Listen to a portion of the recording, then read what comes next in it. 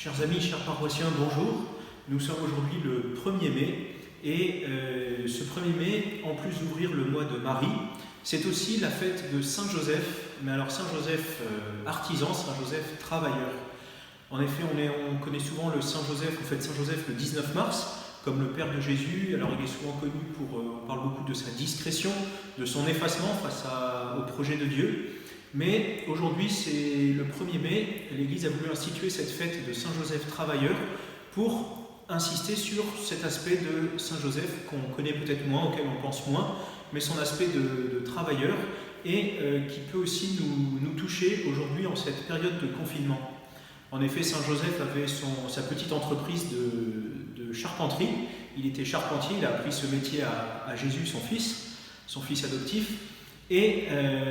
Mais au début, il n'en a peut-être pas toujours été ainsi. Au moment où il se marie avec la Sainte Vierge, il a sa petite entreprise, mais il est vite contraint de fuir en Égypte pour fuir la persécution d'Hérode qui veut tuer son fils. Et Joseph doit se retrouver, je pense, sans le sou, un peu en quelque sorte en précarité.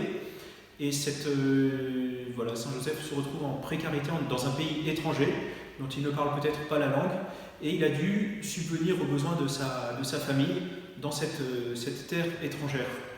Alors il n'y avait pas à l'époque toutes les assurances sociales que nous avons, peut-être même sa famille à lui ne pouvait pas l'aider matériellement parce qu'il était loin de son pays, et nous pouvons penser à toutes ces personnes actuellement qui sont incertaines, qui sont dans l'incertitude quant à leur travail, qui sont au chômage parce que le virus empêche de travailler, d'autres, leur entreprise menace de couler parce qu'après plusieurs mois sans travailler, les finances ne sont pas là pour assurer la survie de l'entreprise.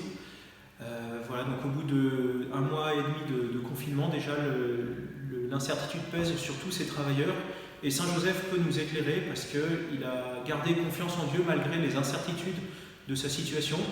Il est resté en Égypte, ne sachant pas combien de temps il pourrait rester là-bas, combien de temps tenir, quand est-ce qu'il rentrerait chez lui. Mais il est toujours resté dans une grande confiance en Dieu. Alors nous pouvons aussi prier aujourd'hui, peut-être tout particulièrement pour toutes les personnes, tous les chefs d'entreprise, les chefs de grandes, de petites entreprises, tous les travailleurs qui sont concernés de près ou de loin par leur situation précaire. Eh bien, nous pouvons demander à Saint Joseph d'intercéder pour eux auprès du Père pour qu'ils puissent garder leur travail, garder leur emploi, ou au moins avoir trouvé une solution à la crise qu'ils sont en train de traverser. Amen.